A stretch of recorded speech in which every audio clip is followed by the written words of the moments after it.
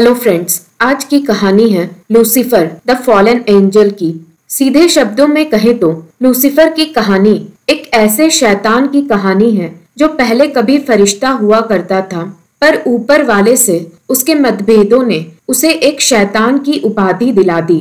अलग अलग धर्म जैसे इस्लाम में इसे शैतान इब्लिस का नाम दिया गया है। ज्यूज ने इसे इंसानों के दिल में बसने वाली शैतानी शक्ति की तरफ झुकाव यानी यत्सर हारा का नाम दिया है। ग्रीक और रोमन माइथोलॉजी में इसे प्रोमीथियस का नाम दिया गया है, जिसने ओलंपियन गॉड से आग की चोरी करते हुए इंसानों तक उस आग को पहुंचा दिया, जिसका आज इंसान टेक्नोलॉजी, ज्ञान और सभ्यता के रूप में उपयोग कर रहे हैं। पर आज हम लूसीफर की जो बात करेंगे ये क्रिश्चियन थियोलॉजी के हिसाब से होगी। समय के शुरू होने से पहले सिर्फ और सिर्फ ऊपर वाले की उपस्थिति थी, जो हर तरह के प्रकाश, प्रेम और जीवन का मूल कारण था। अपने इच्छा अनुसार ऊपर वाले ने इस ब्रह्मांड या कहें तो जन्नत यानी स्वर्ग का निर्माण किया, जो उनके और उनके खास फरिश्तों के रहने का घर भी बना। ऊपर वाले द्वारा सुंदरता और सद्भावना का यह एक ऐसे क्षेत्र को तैयार किया गया था जो सुकून और वैभव का एक मंदिर था। उस ब्रह्मांड का निर्माण कोई वस्तु के मदद से नहीं, बल्कि खुद ऊपर वाले के अस्तित्व और उनके खुद के एहसास से हुआ था, जो खुद ऊपर वाले की महिमा, तेज और निष्कलंक सोच का प्रतीक था। ब्रह्मांड की हर एक बारीकियां ऊपर वाले के दिव्य शाश्वत का प्रतीक था। अगर धरती पर स्थित ऊपर वाले की जन्नत की बात करें तो वो न्यू जेरूसलम में होगा, जो आधुनिक जमाने की टर्की में स्थित होगा। यह खुद ऊपर वाले के जन्नत से निकला एक हिस्सा होगा। नई दुल्हनों की तरह सजा यह जन्नत, नई धरती और खुद ऊपर वाले की महिमा का प्रतीक होगा। सोने से जड़ी इसकी गलियां शुद्ध और स्पष्ट शीशे की तरह होगी, जिसके 12 दरवाजे होंगे। हर एक दरवाजा एक मोती से बना होगा और इनकी दीवारें कीमती पत्थरों से सजी होगी। इस जगह की खूबसूरती देखकर ऐसा लगेगा मानो इंसान खुली आंखों से एक रंगीन कैलेडोस्कोप को देख रहा हो। जन्नत की नदियां और पेड़ों दोनों में जान थे। यह नदियां जिस भी पेड़ को छूती थी उसे हरा भरा बना देती थी, और यहाँ के पेड़ हर मौसम के अनुसार 12 तरह के फलों की उत्पादन करते थे, और इन पेड़ों के पत्ते औषधि के रूप में काम आते थे। यह पेड़ जीवन और पुनर्जीवन का प्रतीक माना जाता है। जन्नत खुद ऊपर वाले से निकला सुकून भरे चमक में नहा रहा था, जो सूरज और चांद की रोशनी के जरूरत से भी परे था। जन्नत में रहने वाले फरिश्तों का अलग अलग औहदा और उनकी अलग अलग भूमिकाएं थी। इन फरिश्तों को 3 हिस्सों में बांटा गया था, और औहदे के हिसाब से इनके अलग अलग नाम थे, जो नाम थे seraphim, cherubim, thrones, dominions, virtues, power, principalities, archangels और एंजल्स। सबसे ऊंचे औहदे वाले फरिश्तों को ऊपर वाले के तरफ से सेराफिम का औहदा मिला था, जो ऊपर वाले के प्रति अपने बेइंतहा मोहब्बत और असीम समर्पण के लिए जाने जाते थे। इनका प्यार ऊपर वाले के लिए शुद्ध और जुनूनी रूप से था, जहाँ यह हर पल बस अपने ऊपर वाले की तारीफ और उनके महिमा के चर्चे में लगे रहते थे। इन फरिश्तों के 6 पंख थे, जिनमें से 2 यह उड़ने के लिए इस्तेमाल करते थे, और 2 से यह अपने चेहरे को ढकते और बचे 2 से अपने पैरों को छुपाते थे। इनके बाद थे चेरुबीम, जिनके अलग अलग चेहरे जैसे इंसान, शेर, बैल और चील का चेहरा हुआ करता था। इनके 4 पंख थे, और इन्हें अक्सर ऊपर वाले के सिंहासन के वाहक या ऊपर वाले के चमत्कार, उनके ज्ञान और ऊपर वाले के एहसास के संरक्षक के रूप में माना गया है। इन्हें ऊपर वाले और इंसानों को जोड़ने वाली कड़ी भी माना जाता है। ऐसा माना जाता है 586 BCE में जेरूसलम में स्थित मंदिर के टूटे जाने पर खो जाने वाला धरती पर स्थित आर्क ऑफ कवेनेंट पर इन्हीं चेरुबीम के भूत मौजूद हैं, जो अपने पंखों के मदद से आज भी ऊपर वाले के रहस्यों की रक्षा धरती पर कर रहे हैं। फिर आते हैं थ्रोन्स या कहें तो ऑफहैनिम, जो ऊपर वाले के रथ भी माने जाते हैं। इसके साथ ही साथ थ्रोन्स ऊपर वाले के न्याय और प्राधिकार के प्रतीक माने जाते हैं, जो ऊपर वाले की चमत्कार और फैसले लेने की ताकत को दर्शाते हैं। सराफिम, चेरुबिम और रॉफैनिम यानी थ्रोन्स को मिलाकर हाईएस्ट ऑर्डर ऑफ एंजल्स भी माना जाता है। फिर आते हैं मिडिल ऑर्डर एंजल्स, जिनमें आते हैं डोमिनियंस, वर्च्यूज और पावर्स। डोमिनियंस ऊपर वर्ग के फरिश्ते और नीचे वर्ग के फरिश्तों के बीच माध्यम का काम करते हैं, ताकि उनके बीच का संतुलन बना रहे। इसके साथ ही साथ वह यह ध्यान रखते हैं ब्रह्मांड की सारी चीजें ऊपर वाले के मर्जी मुताबिक ही चले।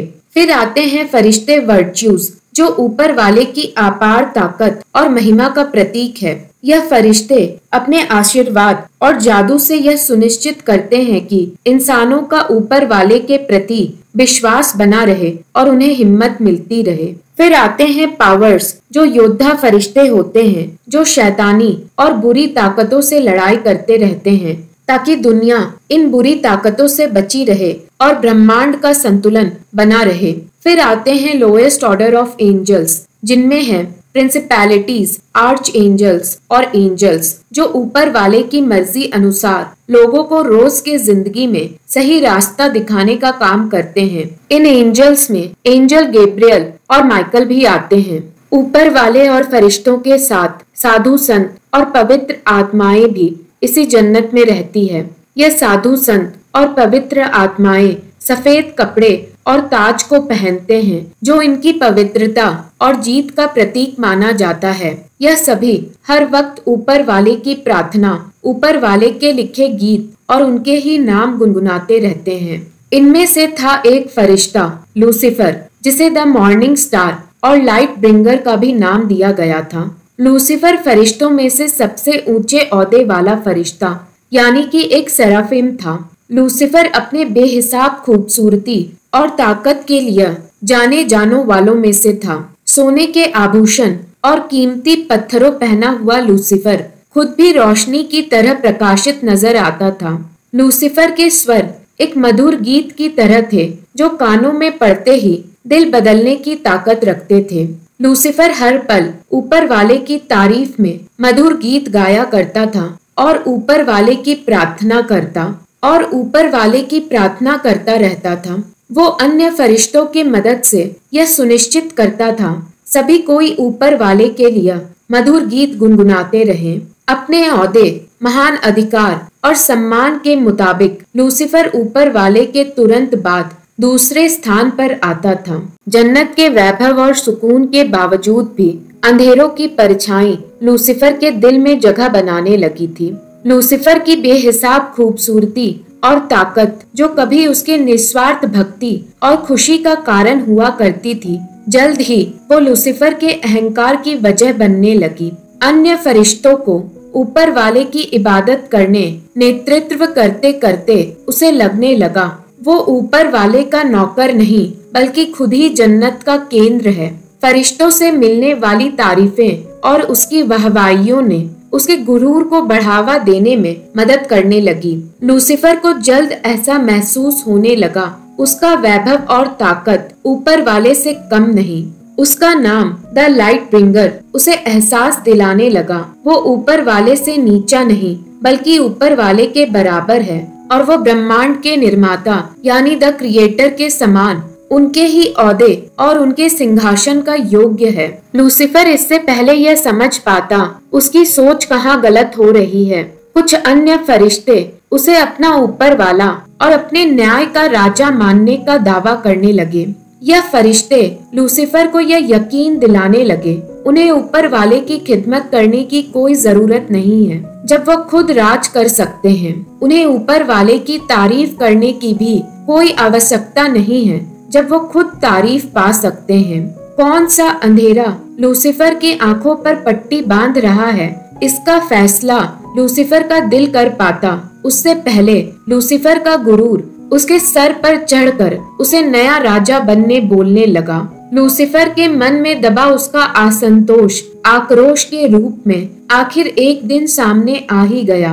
अपने सहायकों की मदद से उन्हें आजादी दिलाने और उनके साथ खुद पूजे जाने वाले के ओहदे को पाने लूसीफर ने ऊपर वाले के सिंहासन को उनसे छीन लेने जंग को छेड़ दिया। जन्नत की नींव को हिला देने वाला जन्नत में एक महायुद्ध का आगाज हो गया था। लूसीफर अपनी सेना के साथ ऊपर वाले के तरफ से लड़ने वाला योद्धा Michael the arch angel of war के आमने सामने था। प्रलय, आक्रोश और बिजली गिरने की ताकतों से भी ताकतवर यह एक भयंकर जंग था।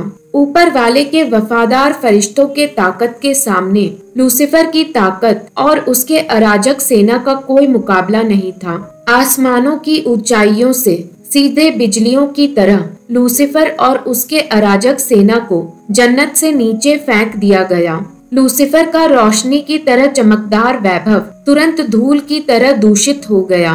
सुबह का तारा यानी द मॉर्निंग स्टार कहलाने वाला लूसीफर अब शैतान और विरोधी कहलाने लगा। लूसीफर की खूबसूरती पूरी तरह अंधेरों में ढल चुकी थी और कभी इबादत से भरा उसका दिल आज आक्रोश और कड़वाहट के साये से घिर गया था। लूसीफर का साथ देने वाले फरिश्ते अब सभी राक्षसों में बदल गए थे और हमेशा के लिए लूसीफर के द्वेषपूर्ण इच्छा में बंध गए। लूसीफर ने खुद को खुद के बनाए हुए नए क्षेत्र में पाया जो जन्नत की ठंडक, रोशनी और सुकून से कहीं दूर अंधेरा, दर्द, तकलीफ और आग से धधकता दरिया था जो कि नर्क था। लूसीफर ने हार नहीं मानी। उसने इस अंधेरी दुनिया पर नया राजा बनने का फैसला करते हुए खुद को अंधेरों का राजा बना लिया। आक्रोश और कड़वाहट से घिरा लूसीफर ने प्रण लिया वो ताह उम्र ऊपर वाले से बदला लेगा और वो ऊपर वाले के सबसे प्रिय निर्माण यानी इंसानों को हर वक्त भड़काएगा, उन्हें भ्रष्ट करेगा ताकि वो अवज्ञा और द्वेष के रूप में हर वक्त ऊपर वाले के खिलाफ अपने कदम बढ़ाएं। अपने बदले और आक्रोश की बुरी नजर लूसीफर ने ऊपर वाले के बनाए पहले मनुष्य एडम और ईव के जोड़े में से ईव के ऊपर डालते हुए अपना पहला निशाना ईव को बनाया।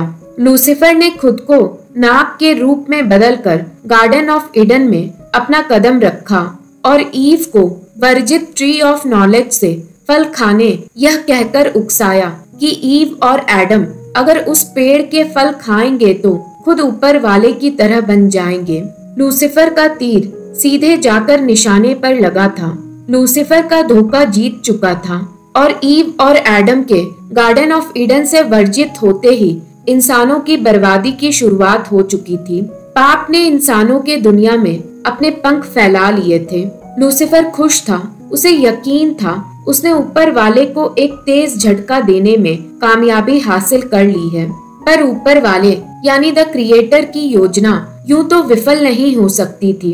इंसानों की बर्बादी की शुरुआत होने के बावजूद भी रहनुमार यानी खुद ऊपर वाले का यह वादा था, लूसीफर इंसानों को यूं बर्बाद और तबाह नहीं कर सकता है। ऊपर वाले से माफी और उनके बताए रास्तों पर दोबारा लौटना इंसानों को एक बार फिर ऊपर वाले के योग्य बना सकता है। लूसीफर का विरोध अच्छाई और बुराई, अंधेरे और रोशनी के बीच होने वाले अनंत संघर्ष की शुरुआत थी।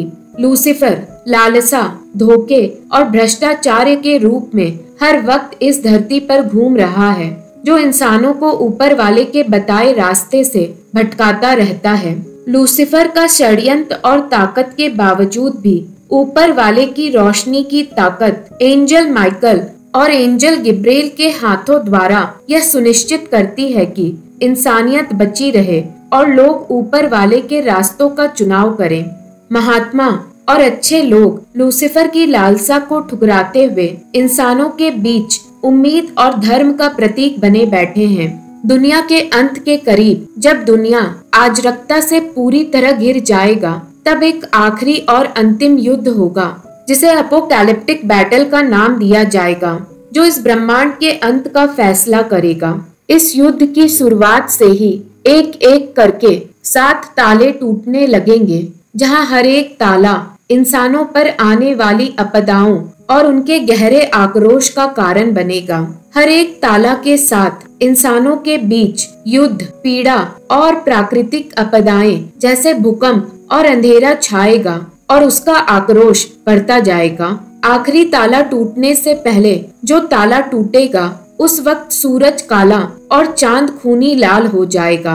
आसमानों से इतने तारे टूटेंगे कि वो इंसानों को पूरी तरह भयभीत कर देंगे और आखिरी ताला टूटने से पहले गहरी शांति छा जाएगी जो जन्नत में 7 तुहारियां बजने का आगाज होगी और फिर इंसानों पर यह सारे कहर एक बार तेजी से टूट कर गिरेंगे। भय और आशा के बीच फंसे इंसान हर वक्त प्रलयकारी घटनाओं को महसूस करेंगे। इन आपदाओं के बीच उभरेगा एक करिश्माई नेता जो एंटी क्राइस्ट के नाम से जाना जाएगा। एंटी क्राइस्ट वो होगा जो जीसस के अस्तित्व तक को झुठला देगा। इस्लाम धर्म की माने तो एंटी क्राइस्ट को अल दज्जाल का नाम दिया गया है। एंटी क्राइस्ट अपनी ताकत के जरिए शांति और सुरक्षा का वादा करेगा, पर इन सब के बदले वो खुद की इबादत और खुद के प्रति निष्ठा की मांग करेगा। बहुत सारे लोग उसके ताकत और झूठे वादे के झांसे में आ जाएंगे, पर जो सच्चा इबादतकार होगा वो उसके धोखे को समझ जाएगा और यह भी जान जाएगा कि एंटी क्राइस्ट लूसीफर का बस एक प्रतिनिधि है। एंटी क्राइस्ट खौफ का एक माहौल पैदा करते हुए उन लोगों के सर को काट देगा जो उसके सामने सर नहीं झुकाएंगे। एंटी क्राइस्ट के माध्यम से लूसीफर धरती पर अपनी ताकत को बढ़ा लेगा और उसकी राक्षस सेना निराशा और अंधकार को धरती पर तेजी से फैलाने लगेंगी। अच्छाई और बुराई के बीच के युद्ध की नींव पूरी तरह अब तैयार होने लगेगी। आर्मगेडन की भूमि पर शैतानी ताकत और फरिश्ते और इबादतकार के बीच के जंग की शुरुआत होगी।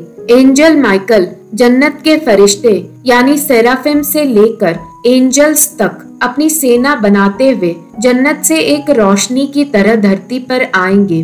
धरती पर बचे इबादतकार इन फरिश्तों का साथ देंगे। लूसीफर यानी द फॉलन मॉर्निंग स्टार जो अपने दैत्यों की सेना को तैयार कर रहा है, वो अपने आक्रोश की ताकत को सामने रखेगा। धरती और आसमान को छलनी कर देने वाला फरिश्ते और शैतानों के बीच का यह एक भयंकर जंग होगा, जहां वो एक आखिरी बार एक दूसरे का आमना सामना करेंगे। एंजल गैब्रिएल अपनी दिव्य शक्ति से शैतानी ताकत को कमजोर करने का काम करेंगे और एंजल रफेल जख्मी एंजल और इंसानों के जख्म भरने और उनकी ताकत को पुनर्स्थापित करने में उनकी मदद करेंगे। युद्ध के चरम पर पहुंचने पर आसमान फट जाएगा और एक तेज रोशनी के जरिए ऊपर वाले अपनी मौजूदगी का एहसास लोगों को कराएंगे। गरजती हुई आवाज के साथ ऊपर वाले युद्ध को खत्म करने का आदेश सुनाएंगे।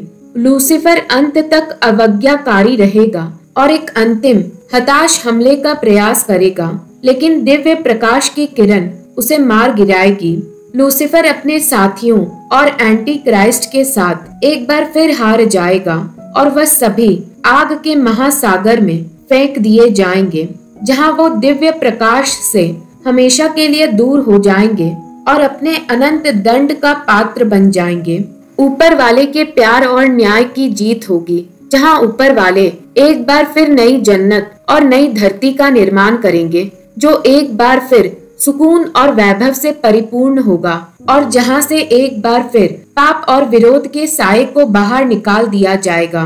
लूसीफर यानी द फॉलन मॉर्निंग स्टार की कहानी गुरूर और मुक्ति के स्थायी शक्ति के रूप में एक वसीहतनामा का काम करेगी। जानकारी के लिए यह बताना चाहूंगी, लूसीफर सही में एक सेराफिम था या वो एक आर्च एंजल था, यह कहना मुश्किल है, क्योंकि अलग अलग बयां लूसीफर के अलग अलग औहदे की बात करते हैं। पर ऊपर वाले से रही उसकी करीबियां और संपर्क के मुताबिक यह अनुमान लगाया जाता है कि लूसीफर एक सेराफिम था। यह तो थी लूसीफर की कहानी क्रिश्चियन थियोलॉजी के मुताबिक, पर अगर जूइश लोक साहित्य की माने तो एडम की पहली पत्नी ईव नहीं बल्कि लिलिथ थी, जिसे ऊपर वाले ने एडम की मिट्टी से ही बनाया था। लिलिथ को ऊपर वाले से यह आदेश था वो एडम के सामने विनम्र रहे और एडम के आगे झुके, पर लिलिथ को यह मंजूर नहीं था। लिलिथ का मानना था जब वो उसी मिट्टी से बनाई गई है जिस मिट्टी का एडम है, तो वो खुद को एडम से नीचा क्यों समझे? वो तो एडम के बराबर ही है। जिसके बाद लिलिथ को गार्डन ऑफ ईडन से बाहर फेंक दिया गया। गार्डन ऑफ ईडन से बाहर हो जाने के बाद लिलिथ शैतानों के राजा यानी लूसीफर की पत्नी बनी। लिलिथ ने लूसीफर में ठीक उसके जैसे विरोध करने वाले अपने साथी को पाया था और इसी कारण से लिलिथ ने लूसीफर की पत्नी बनने का चुनाव किया। जैसे लूसीफर शैतानों का राजा बना, लिलिथ चुड़ैल बनकर शैतानों की रानी बनी। जैसे लूसीफर इंसानों को ऊपर वाले के दिखाए रास्ते से भटकाता है, वैसे ही लिलिथ औरतों को उनके एडम के खिलाफ भड़काने का काम करती है। तो यह थी लूसीफर की कहानी, जिसका डिटेल्ड एक्सप्लेनेशन का रिक्वेस्ट मुझे मेरे सब्सक्राइबर से आया था। अगर आपको भी मेरे बताए एक्सप्लेनेशन पसंद है और आप भी चाहते हैं मैं आपकी कोई कहानी को एक्सप्लेन करूं, तो मुझे कमेंट करके बताइएगा। ऐसे ही इंटरेस्टिंग कहानियां के लिए मेरे चैनल को लाइक, शेयर और सब्सक्राइब करें।